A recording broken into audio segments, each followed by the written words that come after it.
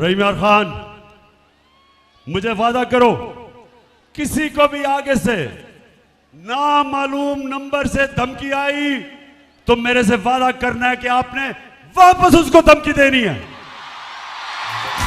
तेरा पाकिस्तान है, ये मेरा स्थान है।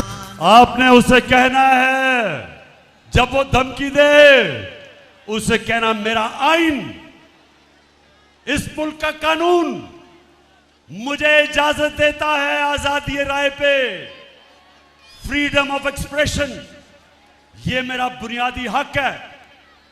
और एक आजाद मुल्क की आजाद अदलिया उसको इजाजत देती है ये कि वो अपने हकूक के लिए खड़ा हो सके। और माशाल्लाह आज हमारी अदालतों ने बड़ी आगे बढ़े हैं। हमारी अदालतें ऐसे नहीं थी पहले तो कंट्रोल थी। एक बड़ी जद्दोजहद के बाद आज हमारी अदालतें आजादी की तरफ जा रही हैं। कौम पूरी इनके साथ खड़ी हो और अदालतों को कौम के बुनियादी हकूक की हिफाजत करने के लिए खड़ा होना चाहिए।